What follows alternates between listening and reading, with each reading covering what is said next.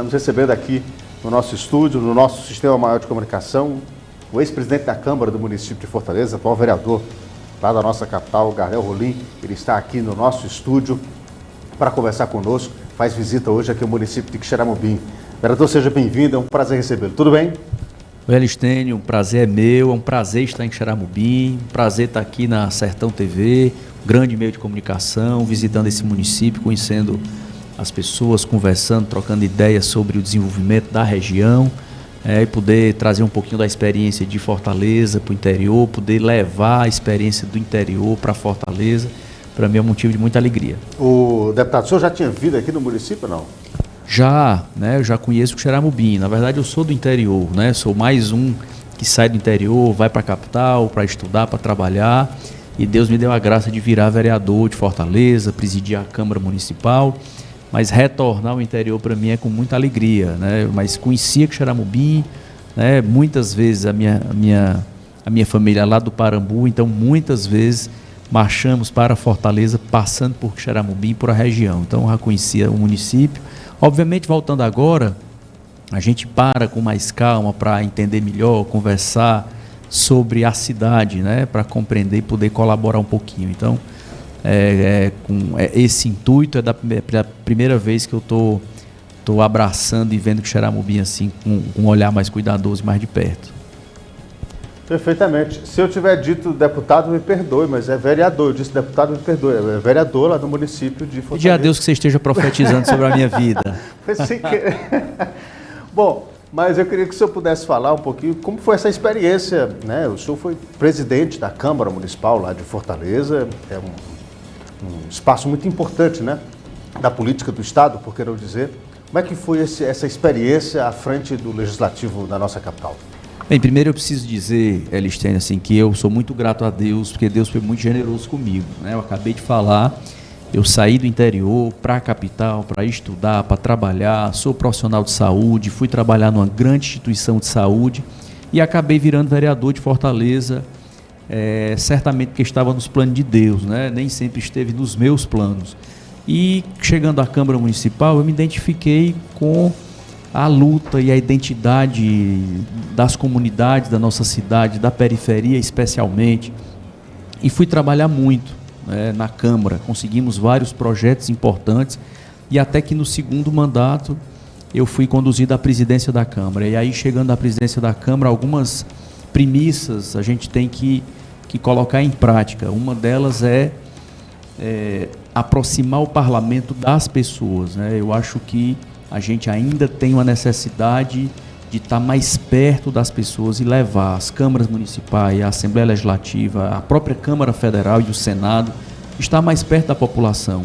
Então nós criamos vários projetos nesse sentido. Um deles foi o Meu Bairro, Nossa Câmara, que uma vez por mês toda a Câmara Municipal, com todos os seus servidores, toda a sua estrutura, ia aos bairros da cidade, ouvia a população, e aí, obviamente, a gente articulava com muitos parceiros para que nós tivéssemos vários serviços nos bairros da cidade.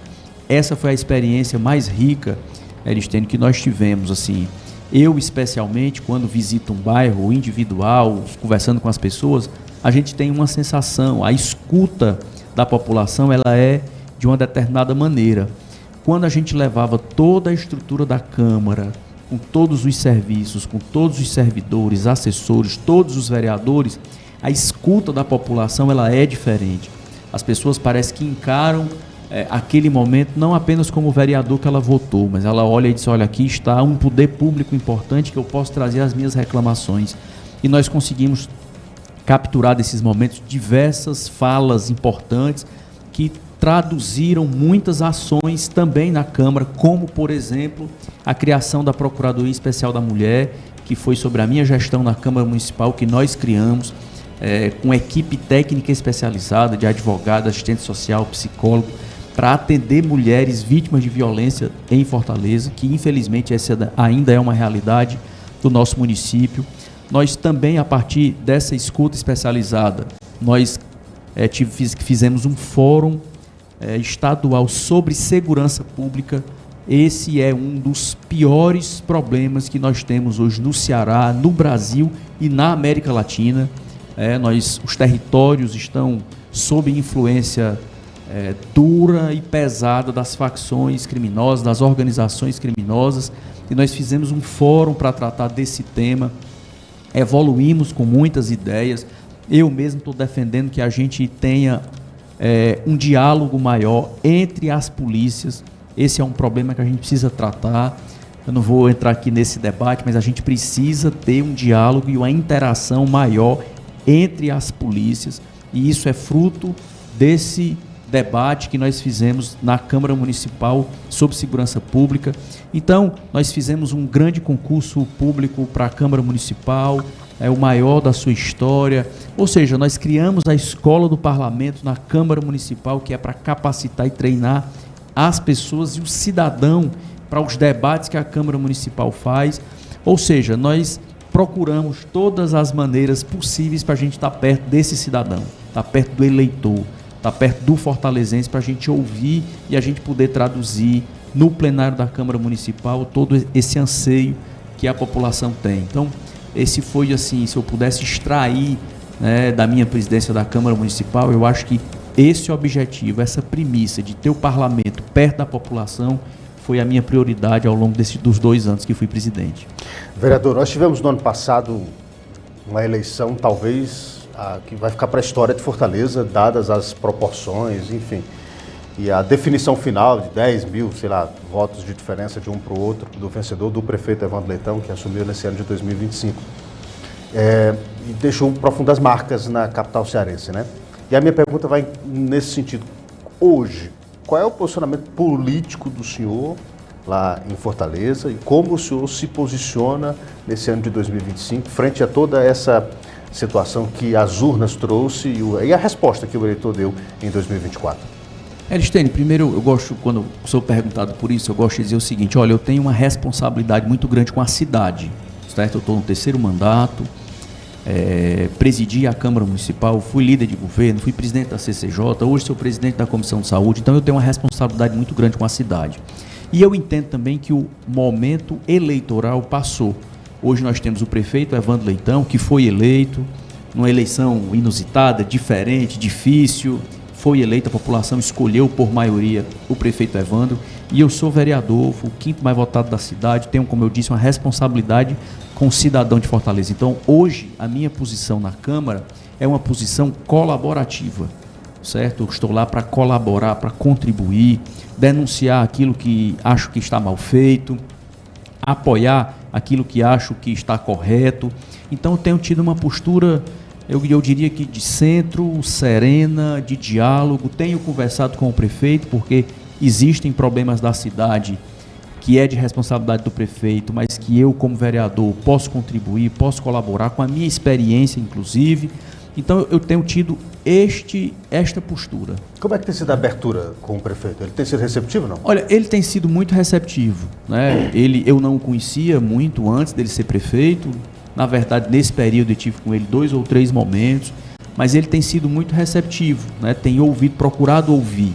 Até porque, como eu disse, como fui presidente, fui líder de governo, eu tenho alguma experiência no parlamento, já vi acontecer algumas coisas na Câmara, vi algumas coisas acontecerem na Prefeitura, que os problemas muitas vezes são os mesmos e que muitas vezes o prefeito que não tem essa experiência passada quer dar uma solução que já foi tentada no passado e que não deu certo. Então, ouvir é muito importante. Ele tem dado essa abertura, né? Obviamente, as questões eleitorais eu vou deixar para o momento oportuno. Nesse momento, a minha postura e a postura da bancada do PDT, eu sou do PDT, nós somos a maior bancada da Câmara Municipal, somos 8 vereadores. O PDT tem se posicionado nesta direção, de colaborar com a cidade, até porque o PDT administrou Fortaleza por 12 anos. Nós construímos um legado em educação, que quando nós recebemos a prefeitura de 2012 para 2013, Fortaleza tinha a pior educação do estado, nós entregamos como uma das melhores do Brasil. Nestes 12 anos do PDT, a saúde foi a área que recebeu o maior volume de recursos da história da nossa cidade. Para você ter uma ideia, Aristene, nós saímos de uma cobertura do Programa Saúde da Família de 39% para quase 70% de cobertura do PSF. Nós pegamos a prefeitura com 94 postos de saúde, entregamos com 135. né? Nós construímos o IJF2, nós construímos policlínicas, UPAs. Então, nós fizemos um volume muito importante de investimentos na saúde. Na mobilidade urbana, Fortaleza ganhou prêmios internacionais por projetos que foram administrados e tocados pelo PDT ao longo desses 12 anos. Então, nós, da bancada do PDT, temos uma responsabilidade com esse legado. Então, nós não podemos, né, sendo mais objetivo, ter uma postura cega ou de oposição ou de base. Nós temos que ter uma postura coerente com a cidade, aprovar, votar e discutir matérias que possam colaborar com a cidade, obviamente criticar, denunciar aquilo que não for bom para a cidade. Perfeitamente.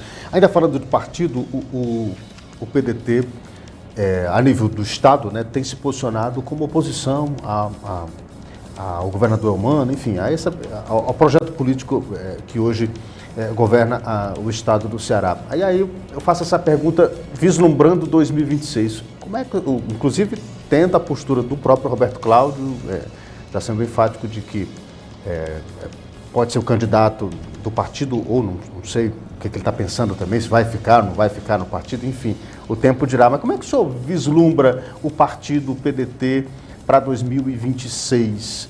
E acrescento, a Câmara de Fortaleza é um espaço de muita visibilidade e todo vereador de Fortaleza sonha em chegar lá na Pontes Vieira, na Assembleia Legislativa. O senhor também tem esse sonho de ser deputado ou não?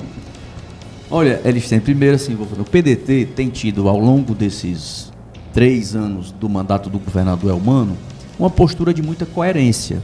Nós tivemos um candidato a governador em 2022, que foi o ex-prefeito Roberto Cláudio. O PDT teve essa candidatura, nós fomos derrotados na eleição, o prefeito Roberto Cláudio tirou o 3º lugar nas eleições, e de 2022 para cá, o PDT tem se colocado na oposição, né, denunciando aquilo que acha que não está correto com o Estado, denunciando uma falta de um projeto estruturante para o Ceará. Como ficará para 2026? Aí eu volto à minha fala anterior.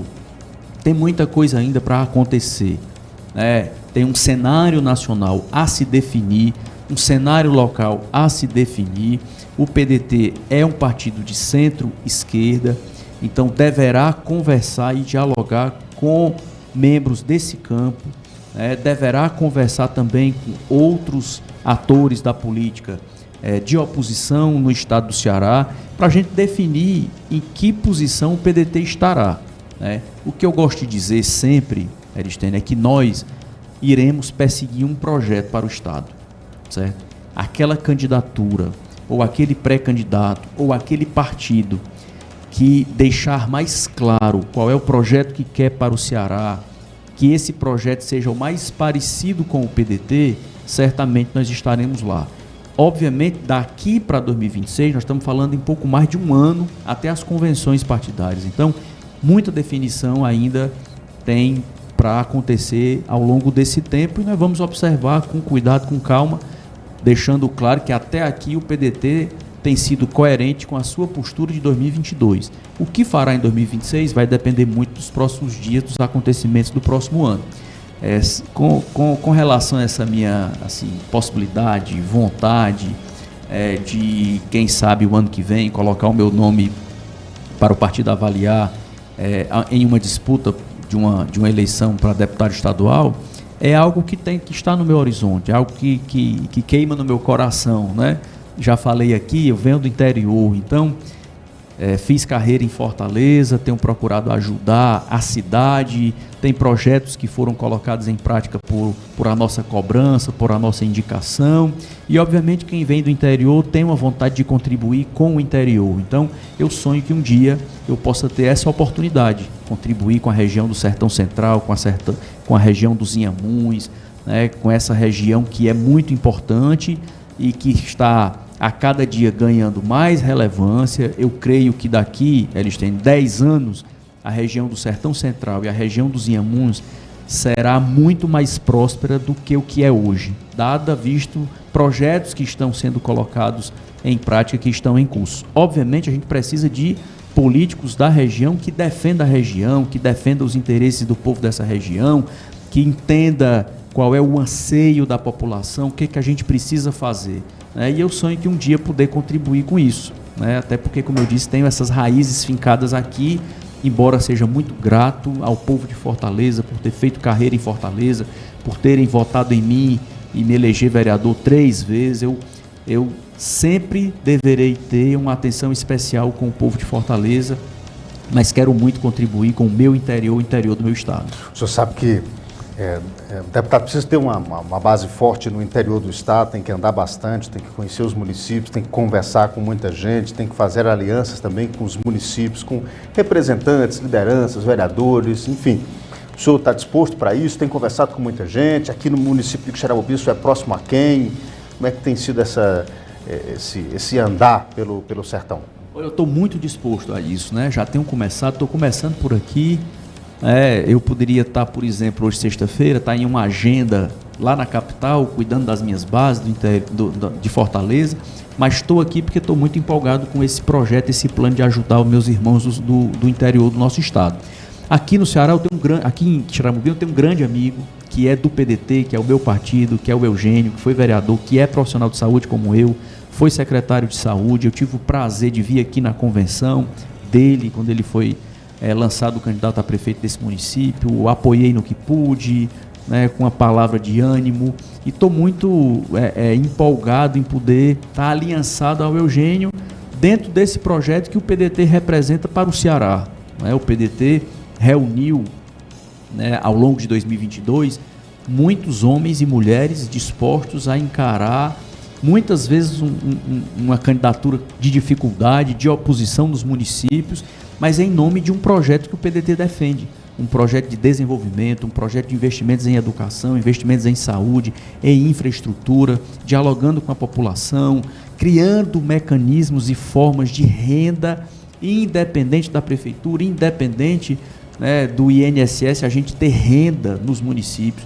Isso é muito importante. Quixeramobim tem um diferencial de outros municípios do Ceará. Em Quixeramobim nós temos uma bacia leiteira muito grande, então nós temos muitos produtores de leite. As pessoas conseguem sobreviver desse meio, né, com essa renda, desse meio de seu sustento. Mas alguns municípios do Ceará, nós não temos esse privilégio, né? A maior parte dos municípios do Ceará ou sobrevivem da renda da prefeitura, ou seja, do funcionalismo público, ou sobrevivem dos aposentados. Assim, as maiores rendas do município são essas duas fontes. Quixeramobim já tem um diferencial nesse aspecto. Então, esses municípios mais pobres, mais carentes, precisam discutir alternativas. Como é que você muda a realidade da vida das pessoas? Quando você dá renda para elas, quando você dá um trabalho, quando você dá uma atividade, você dá um sonho para essas pessoas. E o que está faltando hoje ao Ceará, em muitos municípios, é isso. Discutir quais são as estratégias para a gente dar essa renda ao seu cidadão. Então, esse debate a gente precisa fazer. Precisa fazer em Quixeramobim e precisa fazer em cidades ainda menores e mais pobres. Então, aqui eu tenho, como eu lhe disse, o parceiro como Eugênio, e em outros municípios a gente tem outros parceiros, né?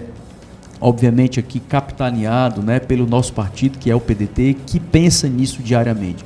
O PDT tem um plano, tem um projeto que não é de agora, é um projeto antigo, né? Nós temos o nosso líder maior, que já não está entre nós, que é o Leonel Brizola, que fundou uma forma nova e diferente de pensar política, investindo em educação, já falava em tempo integral há 50 anos atrás. Então, é esse jeito inovador de Leonel Brizola, que muitas vezes foi defendido há 30, 40, 50 anos atrás, que a gente ainda defende, porque em alguns municípios do Brasil e do Ceará ainda é uma realidade que precisa ser discutida. O senhor disse que vai começar a andar mais pelo interior, já está começando aqui pelo município de Quixeramobim, e a gente tem muitas bancadas na Assembleia identificadas com determinados temas, né?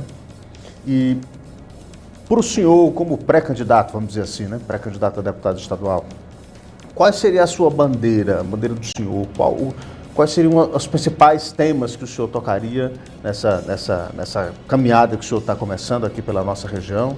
Quais são os principais temas que o senhor pretende, nessa pré-campanha, discutir e conversar com o sertão, com os municípios do interior e com as lideranças? Bem, primeiro não tenho como fugir, Elisten, de algo que é uma vocação de vida minha, que é ser profissional de saúde.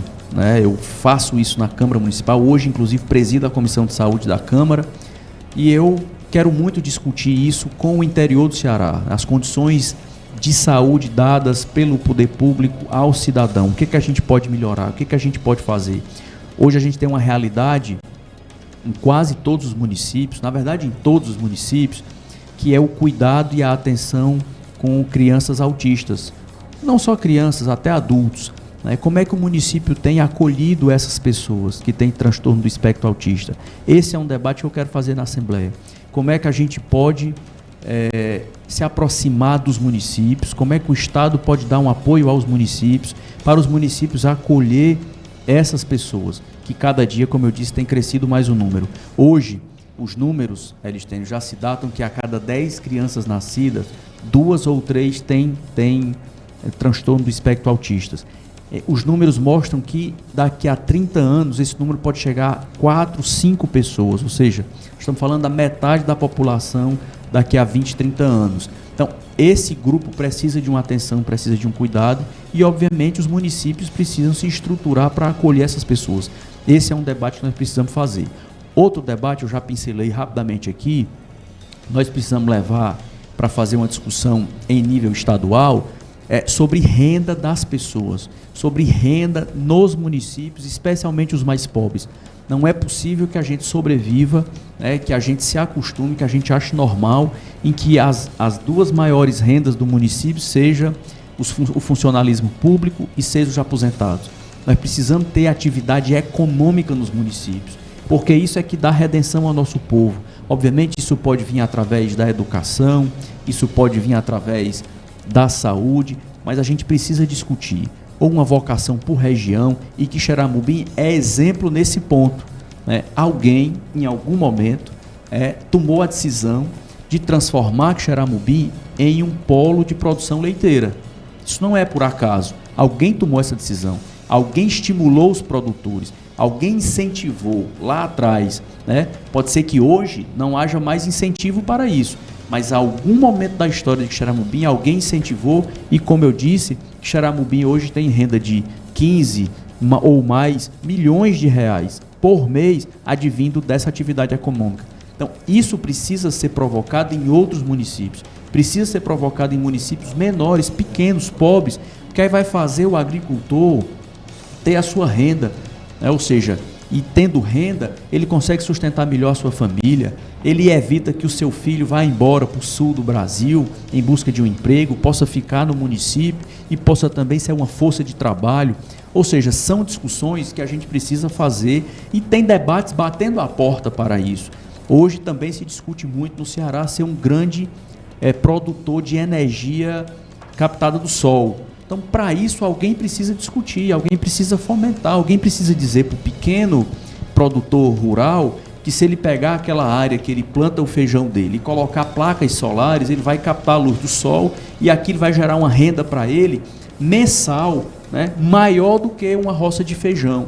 Mas alguém tem que estimular, alguém tem que chegar com esse debate, alguém tem que incentivar, alguém tem que financiar, certo? Alguém tem que fazer a conexão entre esse agricultor e a distribuidora de energia elétrica. Eu estou dando mais esse exemplo para ficar claro que nós temos muitas potencialidades no Ceará que não estão exploradas hoje e que podem sim gerar renda alternativa para os municípios mais pobres. Perfeitamente. Vereador, olha, eu queria agradecer a sua presença aqui no nosso ponto de vista, essa visita nessa sexta-feira, desejar boas visitas e estamos sempre aqui à disposição, espaço sempre aberto. Até a próxima. Olha, eu que agradeço, Elistênio, agradecer todo aqui o meio de comunicação, é um prazer enorme, prometo quando voltar a Xeramubim, venho aqui de novo, dar um abraço e falar mais uma vez com o telespectador. Muito obrigado pela presença.